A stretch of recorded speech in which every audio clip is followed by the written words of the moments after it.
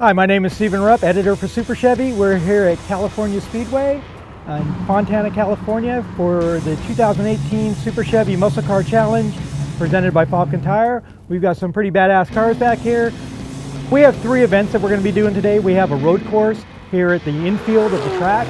It's a pretty good road course. It's pretty fast, lots of big straightaways. It's good for the high horsepower cars, but there are some pretty tight turns for them to have to go through. We have a slalom. That's a 420-foot long slalom, 7 cones, 70 feet apart, and it's harder than it looks. And your idea is to get through the cones in a smooth manner and as fast as you can without hitting cones. Hit a cone, you have to start over. We also have a 100-yard dash. Think of it as a drag strip when you couldn't afford a drag strip. It's a really good launching. It tests the tires, forward bite, and it's just fun. It's fun to line up and blast the car down. It's 300 feet, so you're not like going super fast, but it really does test the launching capabilities of the car. So let's get busy and go make some noise and burn up some tires.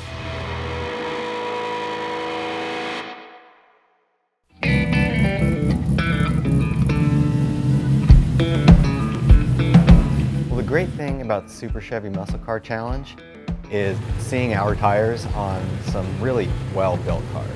Some of the guys from like Speedway Motors, Team Speedway, they bring out some really cool CAMAROs each year. We've got some of our regulars out there running our tires, and it's just fun to see everybody come together. And not that it's a level playing field, but you know, they're all running the same tires, so it does kind of level it out a little bit.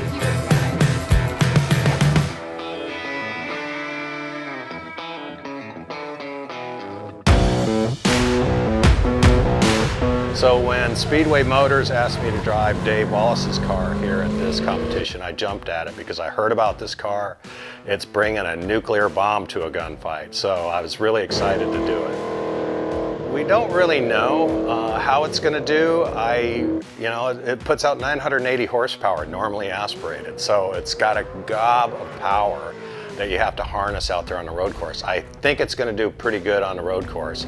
It weighs 3,600 pounds, so it's a stout car. It's a Texas mile car, so it's got a huge roll cage survival capsule built into this car. But I think it helps it stiffens the car and makes it more rigid, so that helps you adjust it and fine tune it to what you need it to do.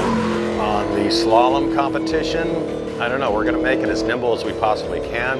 On the acceleration competition, I think we're going to do pretty good. And on the road course, that's my thing. I'm going to push it to the limit.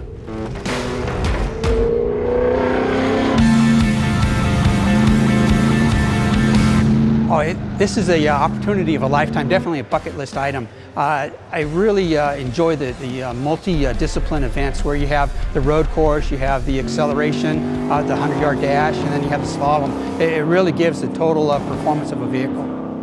It's a 72 Corvette, still running the original small block Chevy in it, Ford 30 over. It's a flat tappet cam, it's a comp cam. I'm running a 10-to-1 compression with aluminum cylinder heads, a dual plane intake manifold with a Holley double pumper carburetor. I'm running a close ratio Muncie 4-speed, and then it's the stock rear end. Basically all the pickup points on the suspension is stock. The only things I changed were the springs, the sway bars, and the shocks. And everything else is pretty much stock on the suspension-wise. I did convert over to Wilwood brakes. Made a huge difference on this course out here today with the long straightaways and then the sharp turns at the end of the straightaways. Brakes made all the difference in the world.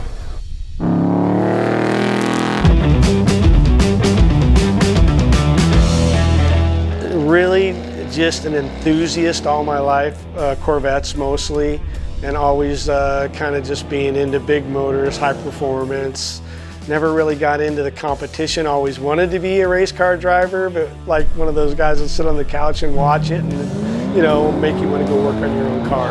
But maybe 6 years ago, a friend of mine asked me to come to a Good Guys event and do the autocross, and right off the bat I just fell in love with it. I had the best day, had the best time, met some great people, and it's still going. My car is a modified 65 Corvette with a Lingenfelter LS7 engine, 630 horsepower. It runs a 6-speed manual Tremec Magnum transmission with a Dana 44 differential. It's an independent rear end. from a C4 Corvette, as well as the front suspension. So everything's basically like driving a 90s Corvette. And we did all the improvements for racing it would have done on one of those. And the reason we picked that 90s Corvette suspension is because one of the best suspensions that GM ever made for racing. So it's really got some features in it that you can't even get in the newer Corvettes. So we enjoy all those features quite a bit.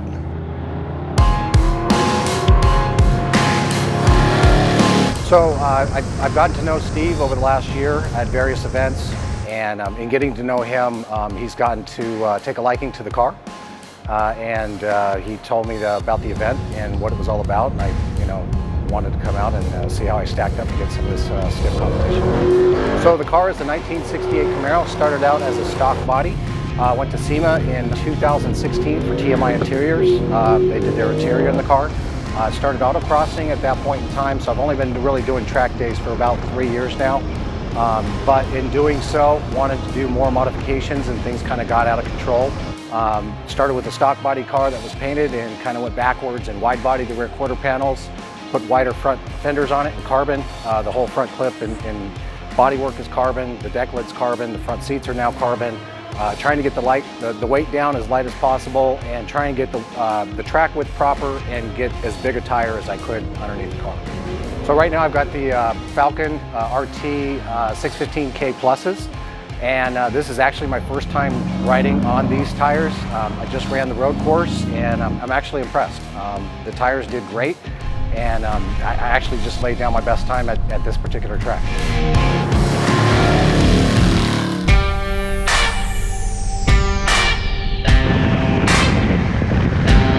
I got my start autocrossing shifter karts, and moved on to road racing shifter karts, and I'm a full-time fabricator at CHC and also do their photography and social media program. Was asked if I wanted to drive this amazing shop beater, and I could not say no. So I'm out here trying to give it everything I have. I'm pretty excited. I have not had any seat time in the car except to move the car around into a trailer or to work on the car. But still very positive about the car and the way it's handled. There's some very competitive drivers have been in the car and say it's set up, so it's going to come down to the driver, I think. A little bit nervous about the 100-yard dash. Trying to accelerate a car you haven't been in and lay the power down and accelerate it sounds a little easier than it is sometimes. So that's a little worry there, but excited about the road course, excited about the slalom course. 75 foot between cones. It's a pretty fun slalom.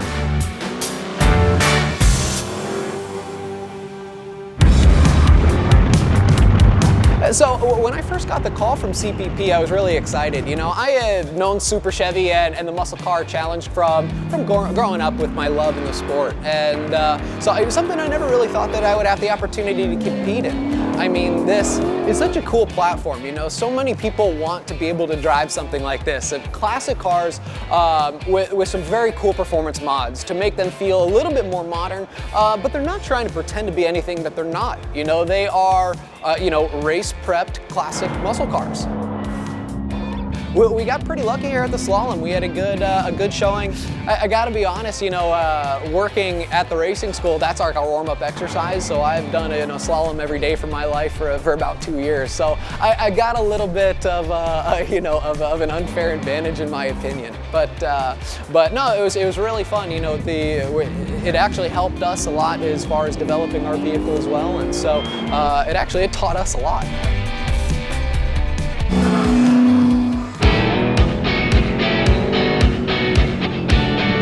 Obviously we hold this challenge every year, and Jeff's been out to the last 3 or 4 of these, and I just purchased a 63 Nova, my wife's dream car, so I had plans to build that through Super Chevy, and I know Jeff himself makes a chassis for that, and it's a bolt-on chassis. So after talking to Jeff a little bit, and we finally negotiated a pretty good deal, he shipped me out a full rolling chassis. One of the deals I made with Jeff was this car would be representing his company at this year's Super Chevy Challenge. So that only left me a year to build the car. And this is a car that I cut the firewall out, pushed the engine back, so there was a bunch of fabrication with the floors and the tunnel to fit the T56 in there. And then of course it has, a 635 horsepower to the rear wheel Chevy Performance LSX with a Pro Charger on it. And getting all that done within that year and still doing my normal job wasn't the easiest thing. A lot of weekends, a lot of time after work to get it done, but you know, I made a deal with Jeff, hey, it's gonna be out there. So here we are, a day before the Super Chevy Challenge. The car's complete, less interior. TMI will get that done next week and it'll go off to SEMA in their booth. But we're 95% done and I'm ready to go race.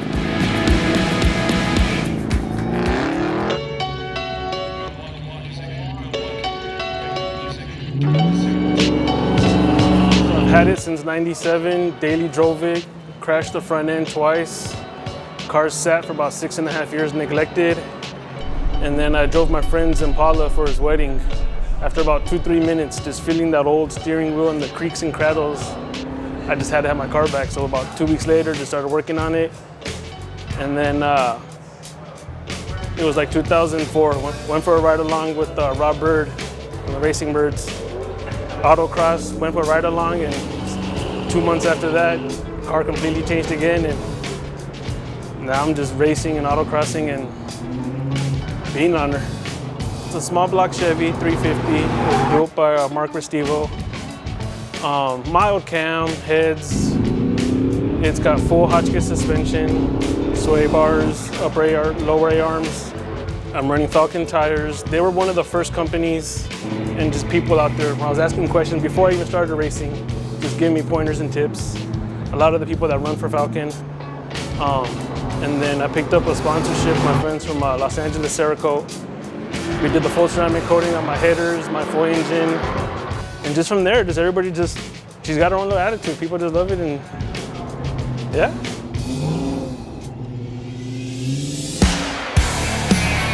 Well, my son turned 18 and he went off to school and he's got his own life now, so now I can go play again like I did before. And I've always had an old car somewhere laying around in the garage, so I decided to turn that into a real Pro Tour car. Originally the 69 started with, you know, a moderate build, and over the course of last year, actually December of last year, I decided to tear down the whole car. And so I ripped off the front subframe that I had in there, I ripped out the rear and put all the TCI front Pro Touring stuff. Took out the rear end and put a torque arm system back there, so it required a lot of cutting, a lot of rewelding. It's more laid back than most of the events we go to. The Optima stuff that I compete in is a little more intense, I think. The schedules are really tight, it's a little more hectic. This one allows you opportunity to actually talk to drivers and see other cars and see ideas. The Optima events are a little, you know, it's gung, you have to concentrate on yourself and really, really work to what you need to get. So, but the prize is SEMA at the end, so, you know, it's understandable. But Super Chevy stuff, it's fun, it's a hoot.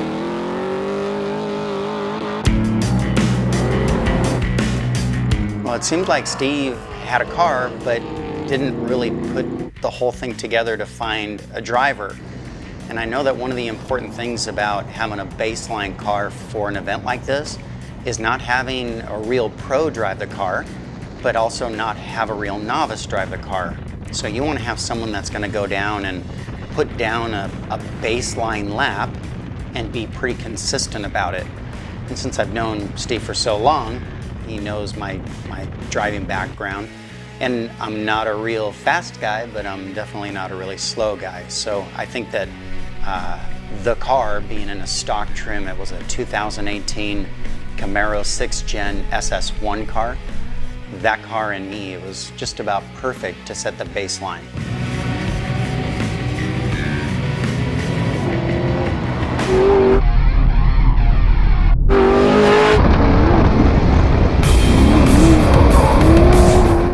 Camaros is the race version of the RIDETECH program. So last year we started out building a new 2nd gen platform.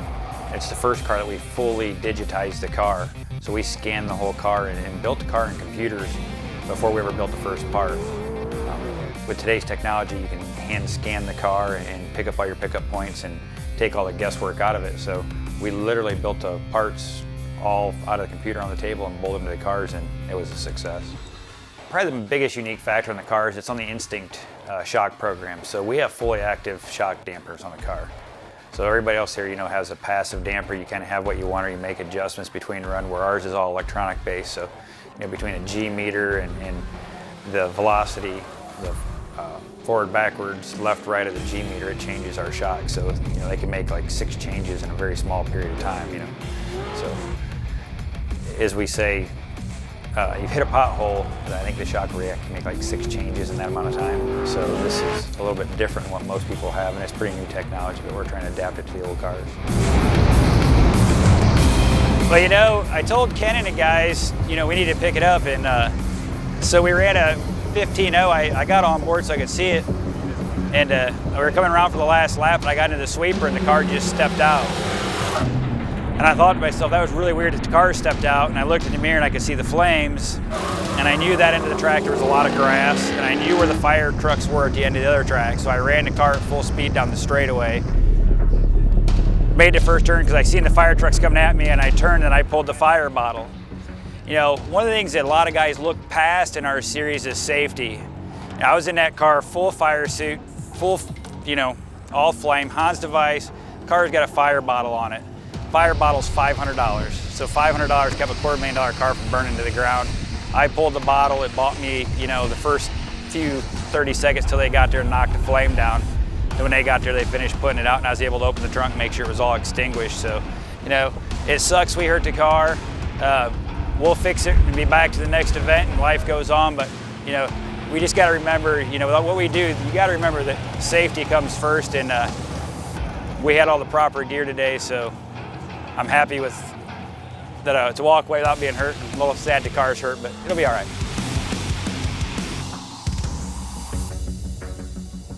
I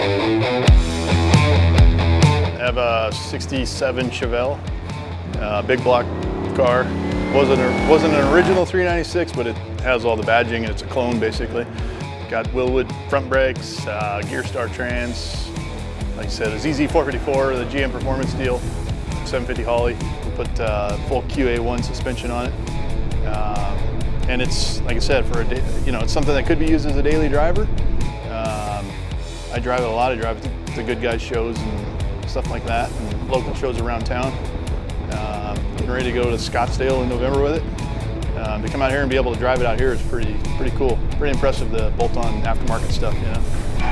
And then I do a lot of drag racing with it. And so this turning stuff's all new to me, you know. But coming out here and being on a course is a good time. I'm definitely hooked.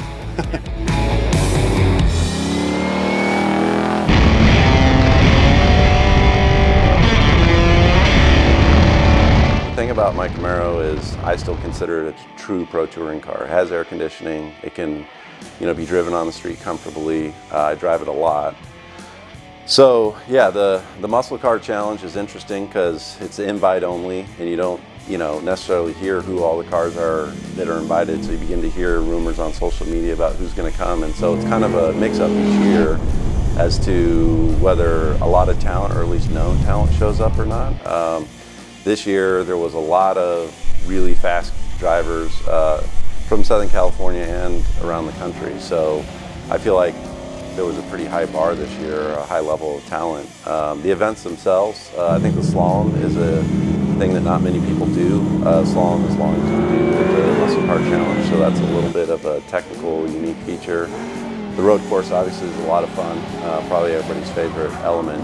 And then I'd never done the 100-yard dash before, kind of, I guess, a 300-foot kind of blast down a drag strip type thing, which I did terrible at. So, but it was fun. I liked it.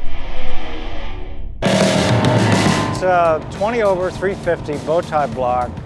Bought the block in '84, brand new, with brownfield heads, which is AFR heads. And right now we're running on E85, straight E85. So motor stays cool, it likes it, it's cheap fuel, doesn't detonate. So the EFI handles it no problem.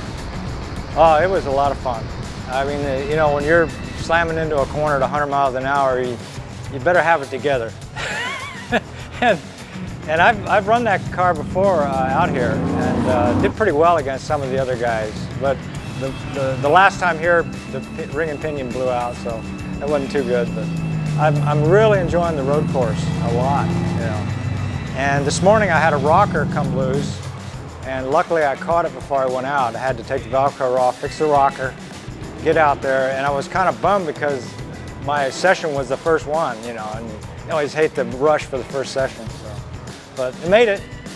Had fun, had a lot of fun.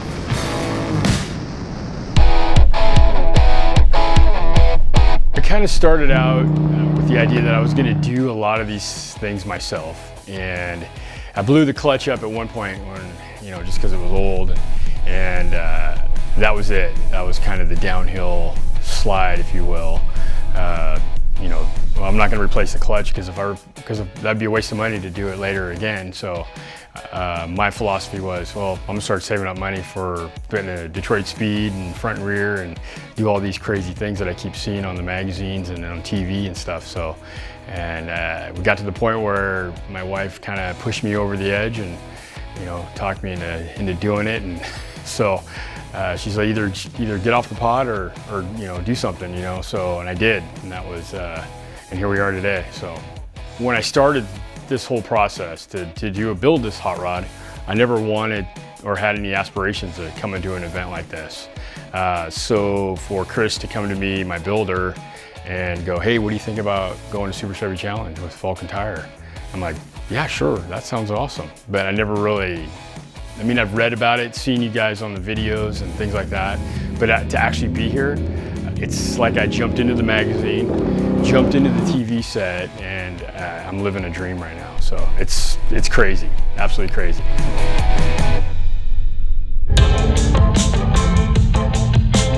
This was my daily driver, and the last year I had it, I put 9,000 miles on it.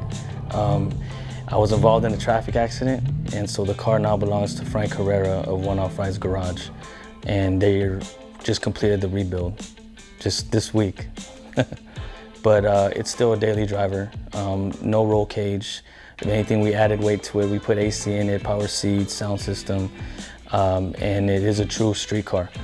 But again, we made some upgrades at it, again with the ALDAN American, tall ball joints, spherical rod ends in the rear, adjustable sway bars, things like that. And as far as the brakes go, we upgraded the brakes with the Master Power brake system out of North Carolina. And but the engine is bone stock. It's an LS2 Craigslist motor from a Trailblazer SS 4L70. Has about 90,000 miles on it now. 12-volt posi, 3 31 gears. And for the wheels, we have American Racing. So we're running a new line that they're gonna debut here at SEMA. It's an ultra lightweight wheel for autocross and road racing. So we were lucky to, you know, work with them on this wheel. So we're excited about that.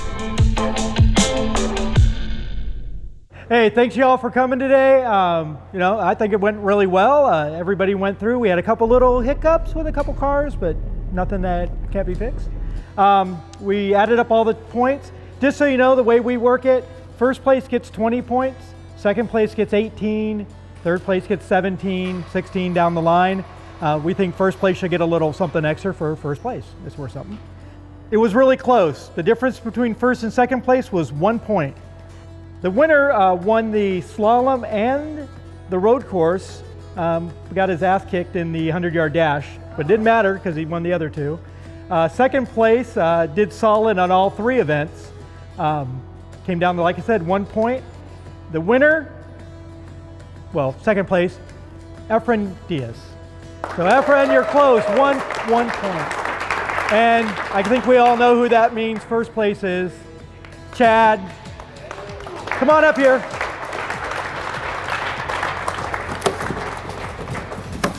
We didn't ever do trophies before, and then we're gonna do trophies, and we said but I don't know if this will fit your head. It's only a large.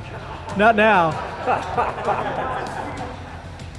We got a deal on it because it's SA 2004, but Snell 98. Cool. But congratulations, man. Thanks, all right, good job. Thanks, good job. You know, it's always a battle at these events, especially with my arch enemy, Efren Diaz. And I never know for sure. So there was a lot of anticipation. Who won? This wasn't a slam dunk. So it was just a relief just to know who won. Well, I wouldn't be here if it wasn't for Wilwood choosing me to represent their brand. And, you know, I've run Wilwood brakes for a long time now. And so I was honored to be chosen to come here Also, the foundation of this car and my success is TCI engineering. I wouldn't be as successful as I am. The car would not be as successful as it is without their continued support. You know, Falcon Tire, I love these tires. There's a little bit of advantage that I always run these tires, so I knew what to expect. Ultimate Performance, Anvil Auto, all those guys contributed to putting together a car that would do well today. Curry Enterprises also.